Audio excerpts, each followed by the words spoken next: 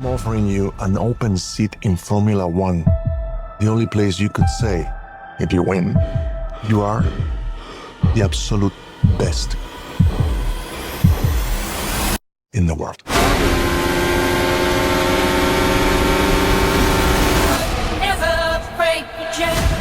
F1 is the latest feel-good summer blockbuster racing flick to hit theaters. The film is directed by Joseph Kosinski, who also directed Top Gun: Maverick a few years ago. And if you liked the high-octane, edge-of-your-seat thrill ride that was every time Tom Cruise was up in the sky in one of those planes, well, they do all of that, but instead of being up in the sky, this time we're in Formula One race cars with Brad Pitt.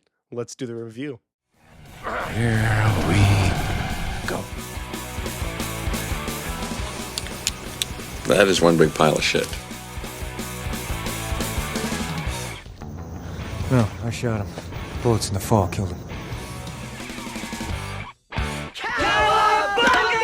So F1 stars Brad Pitt as a character named Sonny Hastings, and Sonny just wants to get behind the wheel of a vehicle and just be the best at it. And it's not that he's looking for fame or glory or even the money, he just wants to get behind the wheel of a vehicle. And this is made pretty evident at the beginning of the film when he wins the Daytona 500. After winning the Daytona, he doesn't touch the trophy, he doesn't celebrate, he just leaves quietly in his van where he lives and drives to the next thing. And while he's on his way to the next race, the next thing, whatever it's going to be, he gets met up with an old friend of his played by Javier Bardem. And Javier Bardem plays a character named Ruben Cervantes, who, like I said, is an old friend of Sonny Hastings. They used to race together, they used to race against each other, but then after a serious accident, Sonny went his own way, and Ruben continued on in the Formula One world, where he would eventually buy a Formula One team. But his team hasn't been doing very good, they haven't gotten the right drivers. In fact, in Formula One, apparently, you lose your racing team, you have to sell it.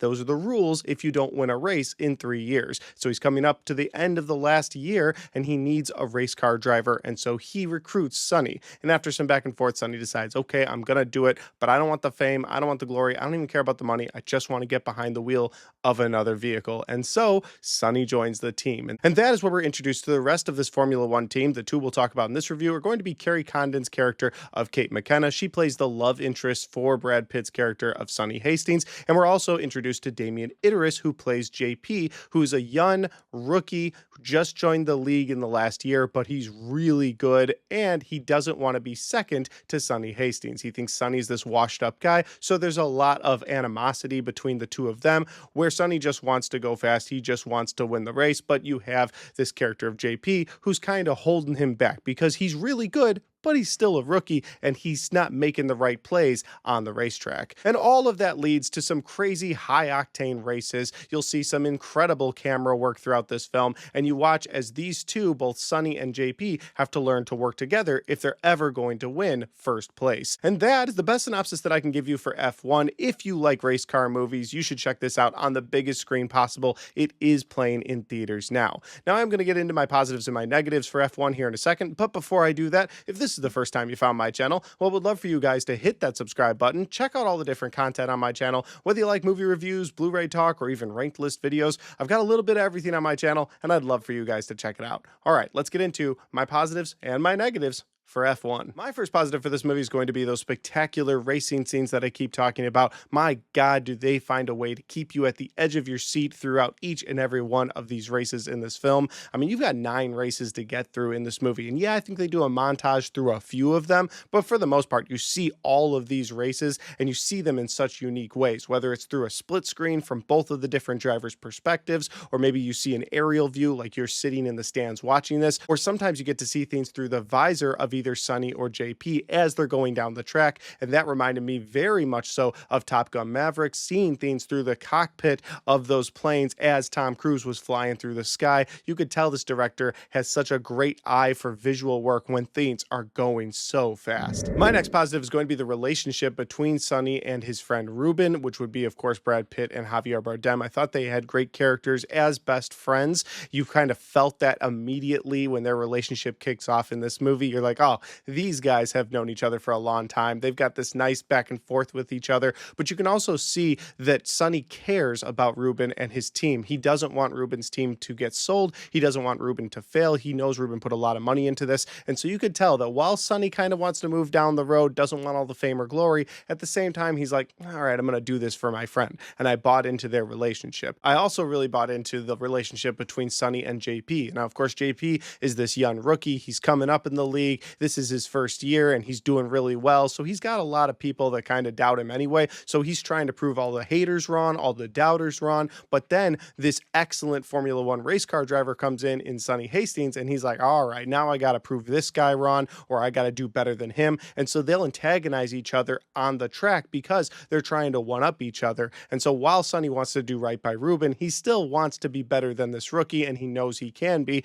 And at the same time, JP is trying to prove himself. JP also has a little bit of a side story with his mother, who's just trying to get him to do his best as long as it's something that he loves to do. And I thought that worked as well. So a lot of the relationships in this movie did work for me. Not all of them. We're going to get to one of them in particular in a little bit, but we'll talk about that in my negatives. And that'll lead to my final positive of this film, which is going to be the score from Hans Zimmer. He does such a damn good job scoring these racing scenes. They are so much fun. And I will say that I think his score elevates these scenes even more. I think when you get Hans Zimmer's score on that racetrack, whether it's a really fast moment or a very slow, sad moment, I think it plays into that. I think it's electrifying when it needs to be, and it's slow and somber when it needs to be. I thought all of that was done really well. And that'll lead me to my negatives. And my first negative for this movie is going to be that the film starts to feel a bit repetitive after the first hour to hour and a half. And what I mean by that is that throughout this film, you've got these awesome races, but then they'll come off the racetrack and you've got this love story brewing between both Sonny and Kate, or you've got JP and Sonny's relationship trying to fix itself, or you've got JP and his manager, or JP and his mom. And those stories in and of themselves aren't bad, but there's just not enough to them to keep going back to that well. We get it. Kate, you think that Sonny's good looking. Sonny, you think Kate's good looking. Their relationship's blossoming throughout this film. And you could say, oh, these are character building moments to lead to that big finish. And that big finish is a lot of fun for the people enjoying this film. But just it kept going back to those elements, and after a while I just felt like, all right, we're just repeating ourselves to stretch this runtime out. Which leads to my other negative, which is kind of adjacent from my first negative, and that is that the pace of this film doesn't always feel like it's staying on track. And no, that's not a racetrack joke. What I mean by that is that you've got these high octane races. They're so much fun. Your heart's beating, your edge of your seat. You're watching these, you're cheering on these race car drivers, and then it really slows down and gets into those repetitive storylines. And I feel like that hurt the pacing, especially at 2 hours and 36 minutes. The pacing of this film was so slow in those moments that it kind of takes you out of it. And you're just kind of like, all right, when are we going to get back to the racing? And then you get back to a race and you're like, oh, this is awesome. And you come off the track, and again, it's a repetitive story, and you're like, all right, we're slowing down again. So I didn't always love the pace of this film. But even with those negatives, I still had a really fun time. This is an awesome summer blockbuster. Watching Brad Pitt fly down this racetrack, trying to get to the finish line, trying to become number one at Formula One racing, but really just to help his friend. Because to him, it's not about the fame, it's not about the glory, and it's never been about the money. It's just about getting behind the wheel of something. And that's demonstrated in the final scene of this movie, actually through the end credits, where Brad Pitt gets behind the wheel of a big truck in the desert and has a fun time with that. So I guess what I'm trying to say is that if you're a huge fan of race car films, or you like watching Brad Pitt, or just great camera work like we got in Top Gun Maverick, well, then you should go check this movie out on the biggest screen possible, because it will be worth your time. But if you're not a big race car fan, then you might want to wait for this one at home, just due to the really long runtime and feeling like all of the stuff outside of the racetrack is just repetitive filler. Now, guys, those are just my opinions, because that's my review for F1. If you've seen this film, I'd love to know your opinions on this film as well. So throw your thoughts in the comment section down below. Let me know where we agree or disagree. Maybe you didn't mind all the repetitiveness outside of the racetrack because that built to that big finish at the end of the film. But to me, again, it just felt like filler. I loved the racing scenes. To me, it'd be worth going to see a second time just to see those racing scenes on the big screen one more time. And as always, guys, if you like this review, don't forget to hit that like button, because it helps the video, it helps the channel, and it helps me right here. Thanks for watching, and I'll see you next time.